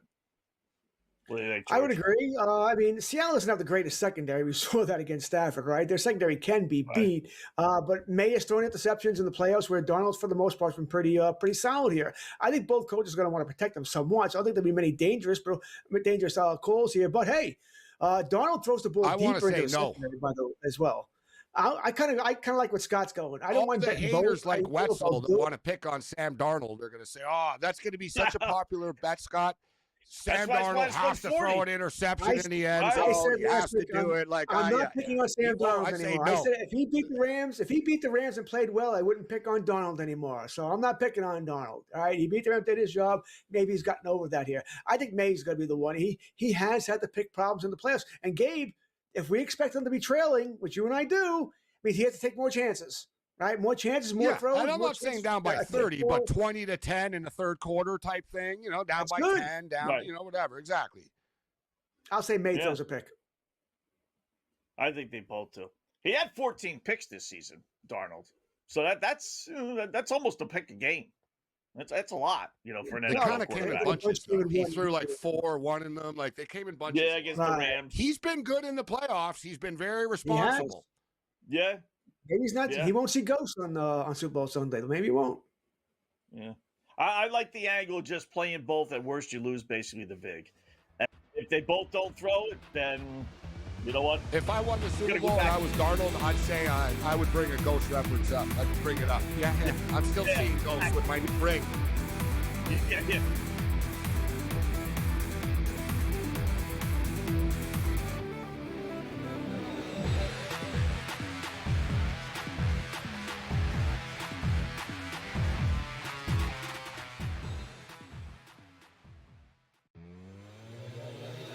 You got to get on a bus. Then you got to get to the hotel. All right. You got to check into your room. You got to go through all this crap. It's like, yeah, it's done for you, but it's still not like you're still sitting there. You're still in traffic. Yeah. You're still like, it's still 2 a.m. You still want to be in bed, right? You're like, oh my God, I'm on some highway in Calgary right now. It's 3:30 in the morning. And we're playing against the Canucks tomorrow, right? Like it's not as smooth as people always think. In-game live only on SportsGrid. If there's more revenue for the league, there's more revenue for the players, and that would make it saleable. So they may have objections. Certainly there's more risk of injury the longer the season goes.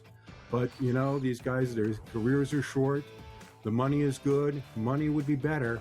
So I wouldn't bet against the league expanding sooner rather than later. Newswire only on SportsGrid. His wife and his kids were like, I kind of like this. This kind of works out for me. Daddy's a celebrity again, so I get access to things. Daddy's making money again. Hadn't made a nickel in the last 5 years. Now he's made a lot of money, so I'm sure they're good. But all of a sudden, the prospect of Daddy being away, like he ain't cheating on you in Buffalo, I can tell you that. I live there. The Craig Carton Show. Only on SportsGrid. In reality, you and I could coach Josh Allen to 11 wins. Like, it's not that monumental of a task, right? I mean, Josh Allen alone gives you 9, if not 10 wins, just because he's on the field. So we're not asking for much here. The real question is can he coach somebody? Can somebody coach them through the playoffs and make critical decisions that open the door for them to get past certain opponents? Game time decisions. Only on SportsGrid.